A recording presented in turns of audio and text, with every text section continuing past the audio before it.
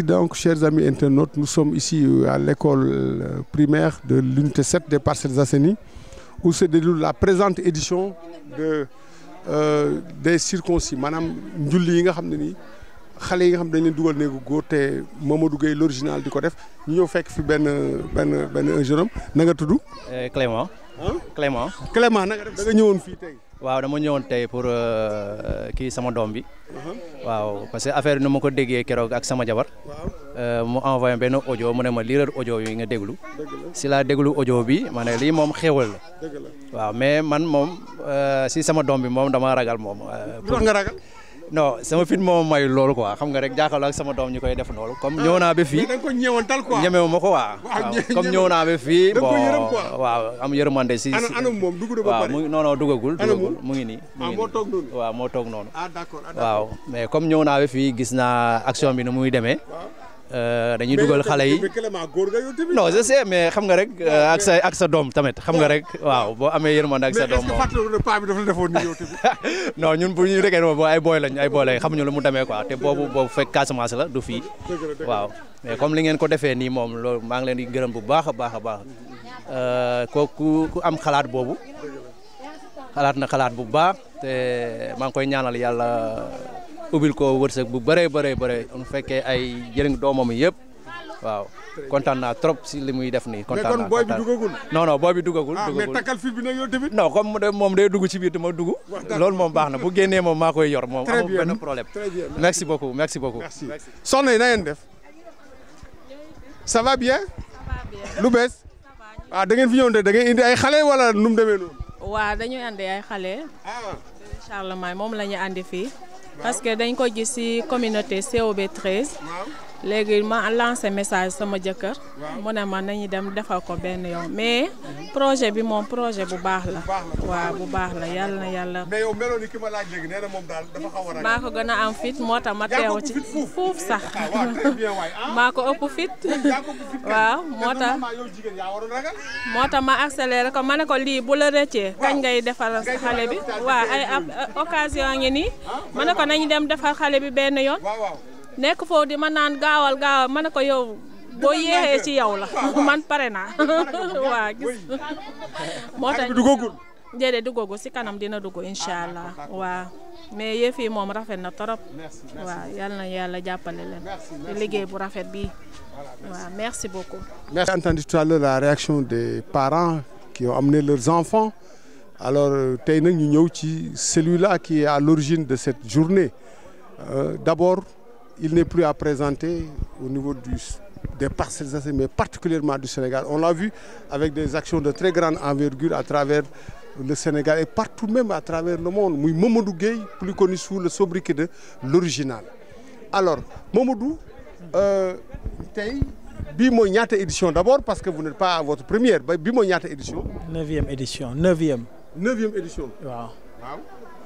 Donc sant yàlla rek bi mooy 9e édition et la particularité de cette année c'est que on va faire minimum 8 communes de Dakar donc les Parcelles Grand Yoff Grand Médine Patte d'Oie Keur Massar Pikine Guédiawaye Malika Plage donc c'est ça. Mais Mamadou la particularité mooy dañu constater c'est vrai que yi nga daan def yëpp c'était au niveau des Parcelles mais on vous a vu par des images qui ont fait le tour du monde ngay dem biir Sénégal à l'intérieur le Sénégal des profondeurs gis nañ sax ngay dem extérieur mais loolu lan moo ko waral. Mais en réalité comme je l'ai toujours dit le mouvement est devenu national international et aujourd'hui on est en train de d'avoir l'appareil politique ça veut dire que sur 47 départements yëpp tey foo dem y a la génération originale avec des membres très actifs avec des groupes qui fonctionnent et très souvent dañuy dem aussi pour defal leen ay actions sociales soutenir leen ñoom fa ñu dëkk parce que en réalité loolu la ñu gëm c'est-à-dire que ñun gëm nañ ne bu responsable yi nekkee yow war nga leen fekk fa ñu dëkk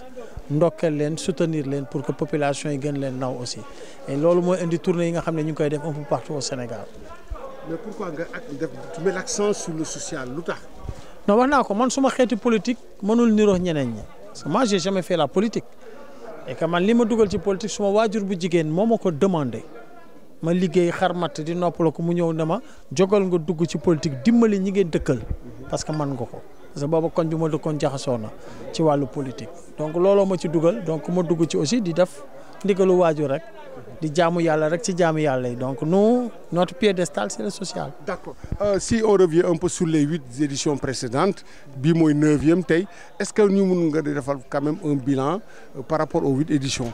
Avant édition bi on était à 6400 et quelques 6452 quelque chose comme ça waaw bii il faut ñu pare édition pour xam ñaata la ñu jël mais ñu woote vers les 6400 et quelques donc édition yi passé yëpp waaw. Voilà léegi nag dama bëgg a xam mais man parce que Mamadou Gueye du ministre Mamadou Gueye du député Mamadou Gueye du directeur mais qui est derrière Mamadou Gueye loolu laa bëgg a xam nag. Ben yàlla moo fi ñëw rek ak mouvement Génération Générale parce que ñëpp xam nañ ne aussi man damay liggéey gaal au delà de sama liggéey. Mamadou nag yàlla ñëpp la fi nekkal mais dama ko xam kan moo nekk derrière Mamadou. déedéet man dama yàgg def samay investissement wax naa la ko damay xarmat. Très bien. dama dem ay moment ba léegi xarmat yi daf may jox 4 fois 5 fois sama salaire et tout ça je l'ai toujours investi je vous dis que en 2013 la créé woon les poulets de l'émergence avec les poulaillers de l'émergence xale yi parcelles yi ñu yóbbu leen fa ñooy liggéey lépp. mais daan nga ci xar aussi. moom laa la wax donc nous on a fait beaucoup d'investissement il y a beaucoup de choses ñu ngi koy defal pomme de terre soble yi ngay dégg ñoo koy bayal suñu bopp tout ça sama tool donc di investir. Et loolu moo ñuy jàppale au-delà de ça aussi ñu bëri dañ ma fekk ci social bi avec des partenaires tey ñu ngi wër Sénégal di def ay consultations ophtalmologiques di maye ay verres yu cher et loolu partenaire mooy indi verres yi fi may wax ak yow y a des cartons qui doivent arriver on va faire encore d'autres tournées dans l'intérieur du pays te lépp lu may def rek yàlla dañuy suturaal dañ koy commencer très souvent buñ koy commencer day metti mais day ngay gis ne chaque fois rek day dem day neex et ñenn ñi dañ ciy jàpp de gauche à droite c'est un mouvement qui est très très social. Très bien. Maintenant on ne peut pas avoir cette occasion sans pour autant au moins ñu laal Mamadou Gueye tuuti sur le plan politique parce que vous êtes un homme politique. Alors Mamadou Gueye fan la féete parce que nag les gens ne comprennent pas mouvement l'original tey ñu bëgg a laaj nga wax ñu Mamadou Gueye ndax dafa jege pouvoir bi ou bien Mamadou Gueye dafa nekk opposition parce que am na temps nga xam ne ni gisoon nañ la vraiment da nga doon opposé di dóor bu baax a baax. fan la Mamadou Gueye féetee. non man je soutiens le pouvoir je l'ai dit le régime actuel dañu bokk combat xeexandoo man ma nekk président commission F24 organisation donc di toog ak même président Diomaye ñoo doon toog di nas di nojji avec tous les ministres là bokk le combat anti système di xeex. donc bu ñu xeexee ba yàlla indi anti système indi leen ñu waxante woon ak ñoom donc suma mission suma rôle mooy tey ma accompagner leen parce que je crois que sama bopp rek loolu baaxul aujourd'hui tey ñii ñëw ñoo bokk philosophie ñoo xeexandoo ñuy ay frères d'armes tey dañ leen di jàppale pousser leen pour ñu am un résultat probant pour l'intérêt du Sénégal je crois que loolu c'est très clair man je soutiens le régime en place parce que je suis comptable de ce changement on s'est sacrifié xeex def lu ne organisation manifestation yu doy waar maa yoroon organisation bi donc ñun dañ leen di soutenir bu baax a baax parce que jàpp naa ne ñoom ñun ñooy ñoom parce que ñoo nekk ay frères d'armes xeexandoo defandoo lépp. léegi nag bon c'est vrai vous n'avez pas caché vraiment votre position politique hein, vous l'avez assumé avec beaucoup de courage maintenant c'est l'occasion pour moi ma laaj la 2 questions politiques d'abord qui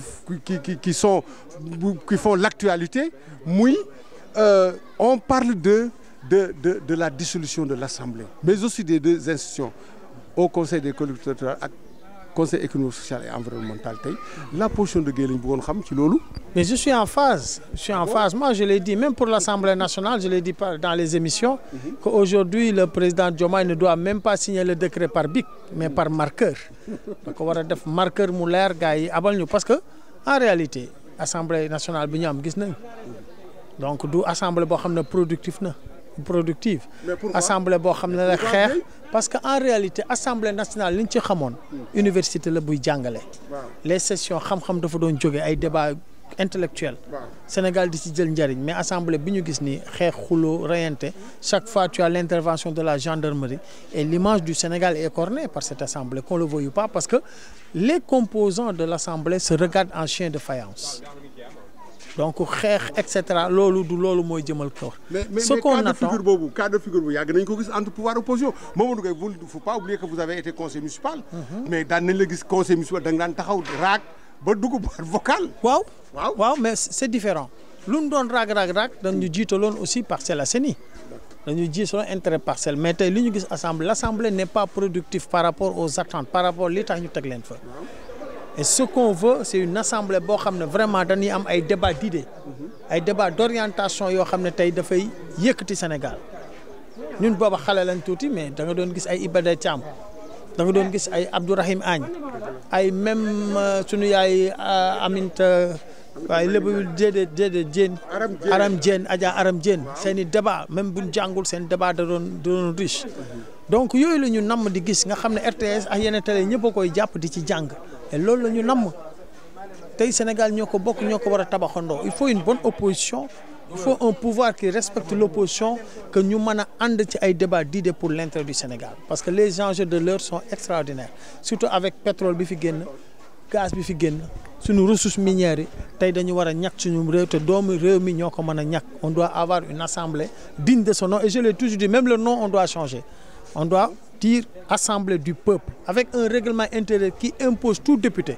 soo ñëwee ba ci buntu bi sa mbubu politique foo bokk nga teg ko si biti règlement intérieur veille ci loolu pour que ku dugg nekk député du peuple ñuy liggéeyal peuple bi. mais loolu nag dana jafe parce que xam nga quand on dit que député yi en général ay partis ñoo leen investi boobu ay coalition de partis alors forcément dañuy regarder vers la direction bi nga xam ne ni fa la parti bi di xool wala fa la leader bi di xool. mais loolu c'est la liste nationale qui nous fatigue cette liste nationale qu'il faut éliminer ou c'est le chef de parti moom mooy sélectionner. ñi nga xam ne ñoo dugg assemblée quelle que soit leur compétence quelle que soit aussi la ñu toogee ci askan wa parce que y a de ces députés qui ne représentent pas fa ñu dëkk déjà ba naan dañuy représenter le peuple sénégalais. C'est une pratique qui ne donne pas d'aujourd'hui aussi. On doit même changer ni ñuy voter député yi. comme nan cette liste nationale on doit l'éliminer que les députés émanent carrément de la population et loolu bu ñu ko amee aussi avec les règlements intérieurs boo xam ne day njëtt député bi ba du fa waxu parti du fa dugg en tant que parti dafay dugg en tant que peuple loolu aussi na tax ñu am assemblée bi ñuy xaar c'est ça rien n'est impossible léegi dëxin bu tàng sax ci période yu tàggaay sax dafa metti parce que di nga ñàq bu kaani gi amee di nga siicu dara yombul ci àddina. maintenant gouvernement bi élection yi 24 mars 2024 ñu installé ko le 2 avril alors c'est presque 5 mois ah alors. tey boo ma doon defal c'est vrai que moo doon duñu mais évaluation loo ma doon wax tey gars yi ci jéego yi nga xam ne ñu ngi koy teg ànd nga ci wala ànd ak ci loo ànd ak ci lan nga ànd bu fekkee ne am na. ba gis mooy que ñu bokk ñu bañ ko réew mi na mu doon doxe ak léegi bokkatul y a beaucoup de choses yoo xam ne bu ñu xoolee wax dëgg rek corriger ñu ngi koy corriger parce que président Macky bi muy dem bàyyi na fi décret yoo xam ne tegul ci yoon biñ ñëw dañ ko dindi ñu bokk ñu bañ ko tey ñu ngi def jubal jubbanti. et loolu la ñuy defee ci réew képp koo xam ne teguwoo ci yoon ñu teg la ci yoon surtout li nga xam ne mooy impôt nga xam ne impôt mooy tax ñu defar réew gis nañ fi tey yu doy waar yoo xam ne génne na ñoo xam ne ñu ngi woon ci réew mi di gagné ay milliards te ñu fay impôt et loolu dañ koy normaliser c'est-à-dire que teg sénégalais yi ci dëgg teg culture du travail teg culture yaxanal. mais ñun presse bi aussi ñu ngi yuuxu ah. mais c'est normal presse bi du yéen mais vos patrons de presse la parce que ñoo doon couper seen i impôt te duñ ko reverser.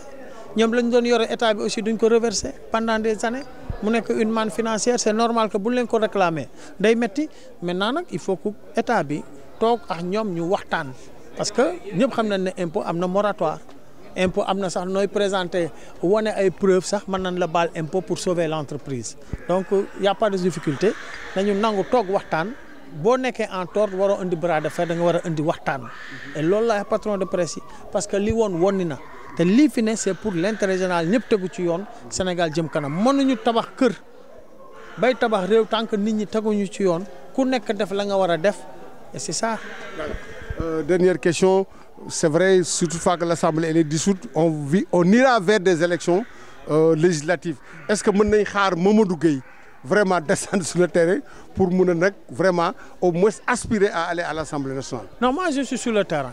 Je suis tout le temps sur le terrain nee naa la tey 47 départements yi foo dem ñu nga fa taxaw di liggéey bu am solo di massifier ba ci sous région bi tey Mauritanie jeudi bi ñu ngi def réunion bu doy waar Mauritanie dañu mujj def ñaari groupe Nouakchott Nouadhibou et ay kilifa rek ay mobilisation yi doy waar Gambie même chose sous région bi yëpp même à l'extérieur li ñu xam ba xam mooy que moi je soutiens le projet qui n'est plus le projet de PASTEF ou de la coalition mais qui est devenu le projet du Sénégal pour sa transformation.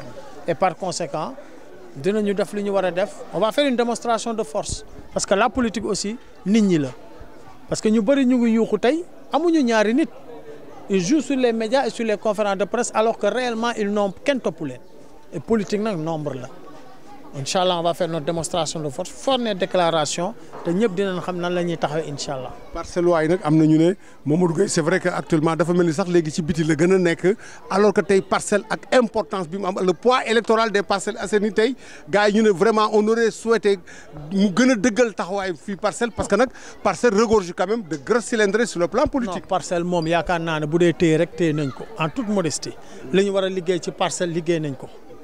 dëgg fa yàlla je crois que ñëpp tey ñu ngi xaw sax riccu élection locale yi ni mu demee bu ñu waxee dëgg rek. lan lañ ciy rëccu. mais bu ñu sanoon Gueye l'original taxaw téye mairie bi parce que xam nañ bu baax. est-ce que loolu tax ñu ne Gueye l'original dafa war a gën a mën a dëggal parcelle. dëggal nañ suñu bopp. c'est-à-dire que lii fi amoon bi passé yàlla la ndogalu yàlla la parce que coalition Yewwi Askan Wi dafa indi doole joo xam ne vent boo xam ne vraiment kenn antalu ko te yàlla nag mooy fal.